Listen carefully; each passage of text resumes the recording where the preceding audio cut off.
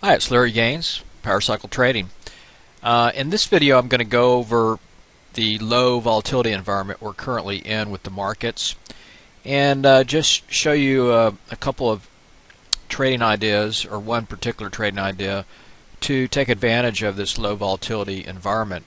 And since we've been moving up in this bull market, we're starting to get a little bit narrowing of range, and volatility's even come in even more.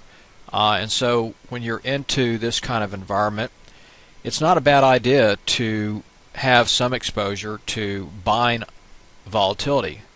So I'm going to go through one particular trade that is a good, very cheap, defined way to buy volatility to play the outcome of the market either breaking out to the upside or breaking down to the downside. So you want to take advantage of what the market gives you, and this is going to be one particular really nice trading strategy to show you the advantages that it will give you.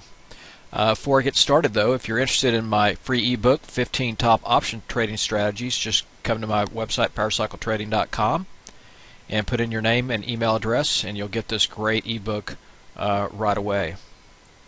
Now, as a measurement of volatility, there are a couple of ways to measure volatility, but the main index used for this is put out by the CBOE, and it's called the dollar VIX index, and it measures the implied volatility for a basket of out-of-the-money put and call options for the S&P 500 or the QQQ and several other indexes. So it's a great way to follow and index volatility in the marketplace. So this particular chart is the QQV, which measures volatility of the NASDAQ 100 index, and you can see we're at lows that we haven't been at. And actually, this chart only goes back about 2 years, but it's we're at all-time lows for volatility. So the environment's extremely low on volatility. The other one is the VIX. Put that in,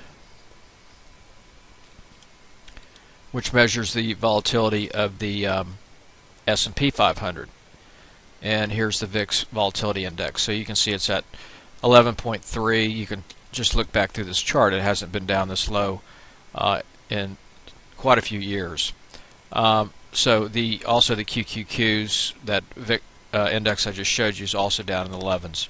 So very, very low. So it's not an environment where you want to sell volatility to collect premium. It's an environment where you need to look for strategies to buy cheap volatility to either protect your positions or to have strategies that will benefit you from the market going up or down and finally breaking out of this narrow volatility range. So I'm going to show you one such strategy that that you can do that's very, very cheap and can buy you some protection or potentially even big gains. So here's a chart. This is the S&P 500. Let me get this chart better lined up. So here's the chart. On the left is the SPY, which is the S&P 500 ETF, and the chart on the right is the QQQ ETF. So this is for the NASDAQ 100.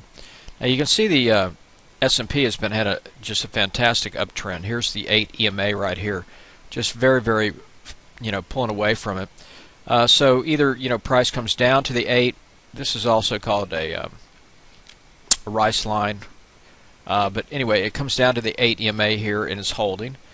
So it finally got back to the 8. So we haven't been back to the 8 since 1, 2, 3, 4, 5, 6, 7, 8, 9 days. So it's going to either hold it here, consolidate again, move back up higher, or it's going to break down here, go back down to the lower moving averages, and then see what happens. So it could have a correction. This could be a start of correction, or it could hold and go higher. Now you can see the divergence. Here's the QQQ. It's pulled away as well. It's been riding above the 8 EMA here, but it's hit down here through it several times, whereas the SPY has not. So it's got more potential for a greater move to the downside faster than the SPY, because the SPY and the Dow Jones and transports have been leading the market. You can see here the NASDAQ's been going sideways. So a couple key things. Apple was breaking out on Friday to the upside. Now that could influence the NASDAQ and push it higher. You can see the breakout here on Apple so it moves higher. Now this could ignite the NASDAQ to the upside, so we don't know. That could be a big factor there. Google has come off some.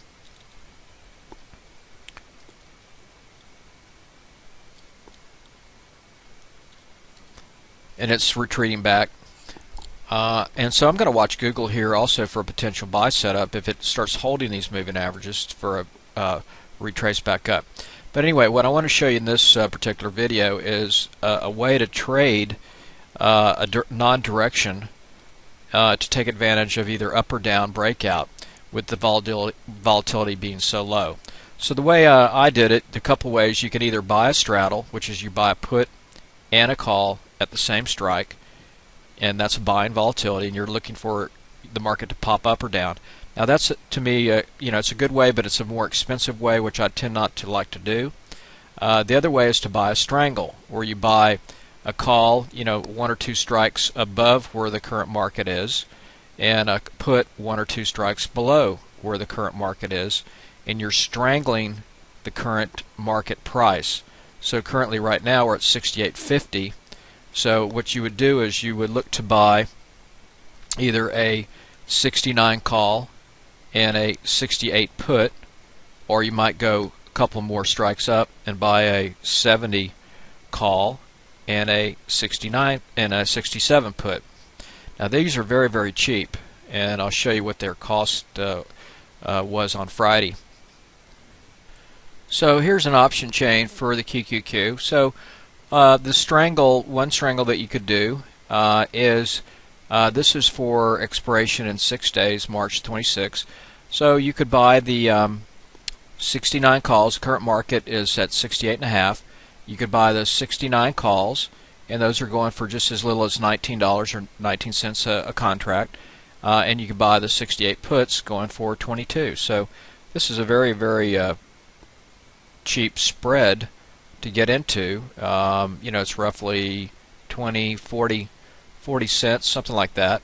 And then so if the market breaks below 68, the further it breaks, your unlimited profit potential.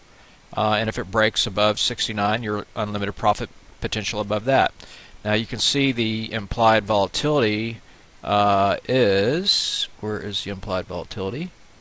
Well, I don't have it showing up on this particular chart, but it's very low. The implied volatility is about currently about 11% on, actually it's lower than that, on the 69-68 call put strangle. We're looking at about 9.72% on the calls and 10.72% on the puts. And then for the next week out, the volatility, you're going to have an increase in volatility because you're having more time. I was looking at the 70 puts here, 70 calls, 10 cents, and doing the 67, a wider spread. Those were 19 cents. So this is about a $29 per trade strangle. So volatility's low. If the market breaks up or down, you have potential to make big gains. If it goes nowhere, you've defined your costs, and you can also trade out of the various legs that you're in. So it's one way to trade volatility. So when you hear trading volatility, you want to buy volatility when it's low, you want to sell volatility, you want to collect premium when it's high. This is buying volatility in a low volatility environment, looking for a breakout up or down on the markets, and one way to participate is with the indexes. Good luck. I hope this helped. I'll talk to you later.